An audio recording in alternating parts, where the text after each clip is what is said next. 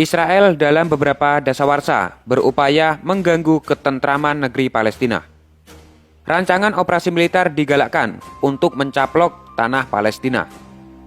Kali ini sasarannya yakni tepi barat Palestina. Meski tampak sangar, gagah, dan dikenal sulit dikalahkan, namun peringkat militer Israel berada di bawah tentara Indonesia. Ini bukan admin yang asal jeplak, tapi menurut Global Firepower. Kalau mau protes silakan ke Global Firepower.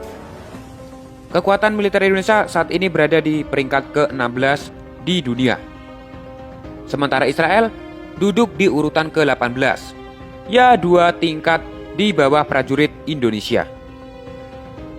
Peringkat ini diurutkan berdasarkan kekuatan militer potensial dengan menggunakan lebih dari 50 faktor individu untuk menentukan skor Power Index.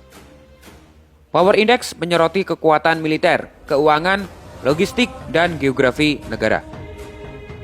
Israel sendiri selama ini selalu kalah dari Indonesia dalam hal peringkat kekuatan militer dunia. Nih admin akan jelaskan. Untuk diketahui, ada beberapa faktor yang membuat kekuatan militer kita lebih unggul dibandingkan dengan Israel. Yang pertama yakni karena Indonesia adalah negara besar dengan populasi penduduknya mencapai 260.580.739 jiwa plus anak-anak STM yang jiwanya sangat patriotik dan tak lupa emak-emak barbarnya. Sementara Israel hanya negara kecil dengan jumlah penduduk sebanyak 8 jutaan lah. Dalam situasi genting, negara dengan populasi besar seperti Indonesia akan mendapat keuntungan. Sebab kekuatan militernya akan bertambah seiring bermunculan militer sukarelawan. Ya, anak STM, mana suaranya? Ya. Anak SMA pun juga bisa kalau ikut. Hal ini membuat militer Israel tak mampu menandingi kekuatan Indonesia. Ini menurut prediksi. Kalau sana kamikaze ya nggak tahu, Indonesia bisa rata juga. Selanjutnya Indonesia menang dalam jumlah personel militer yang mencapai 975.750.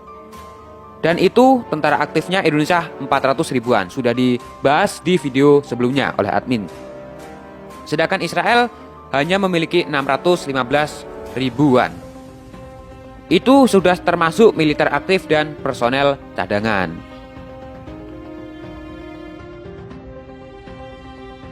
Indonesia dengan luas wilayah daratan mencapai 1.904.569 km persegi dan luas lautan 21.579 km persegi juga dapat menguntungkan.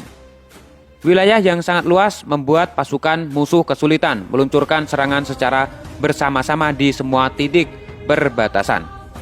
Berbeda dengan Nusantara, Israel yang luas daratannya hanya 20.770 km persegi tanpa wilayah laut akan lebih mudah dikepung dalam peperangan.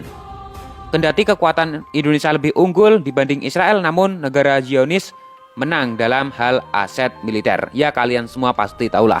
Pasalnya negara sekecil Israel memiliki 596 pesawat tempur, termasuk helikopter, 2.760 tank, dan 6 kapal selam. Wow! Namun Indonesia hanya memiliki 478 pesawat, termasuk helikopter, dan 418 tank. Kekuatan militer Indonesia juga bukan cuma embel-embel. Baru-baru ini nama TNI disorot dunia karena berhasil menggagalkan perang Israel dan Lebanon. Dan ketika mendamaikan dua negara yang sedang konflik, TNI tidak perlu mengangkat senjata. Secara cerdik, prajurit TNI memukul mundur tank Merkava Israel yang menerobos perbatasan Lebanon saat latihan militer. Di saat tank Merkava mengarahkan moncongnya dan pasukan Lebanon berusaha menghalau perbatasan, seorang prajurit TNI dengan tenangnya mengibarkan bendera PBB. Mereka dengan sengaja menggantungkan senjata di belakang, tanda peringatan perdamaian. Negosiasi cerdik berjalan lancar dan pasukan TNI berhasil meredakan ketegangan. Ternyata bukan kali itu saja, pasukan Indonesia juga pernah secara heroik membebaskan bocah Lebanon usia 15 tahun yang ditahan tentara Zionis Israel. Kisah itu disampaikan dalam buku Kopassus untuk Indonesia. Saat itu personel Unifil dari Indonesia yakni Mayor Yuda Airlangga dari Kopassus yang tergabung dalam kontingen Garuda 13A. Mayor Yuda dalam tugasnya pernah melakukan diplomasi dengan militer Israel yang menangkap bocah 15 tahun. Bocah itu ditangkap karena melempari batu di perbatasan Israel. Singkat cerita, sebagai pasukan perdamaian, Mayor Yuda dan rekannya melakukan dialog selama 4 jam sampai tentara Israel setuju untuk membebaskan bocah iseng tersebut.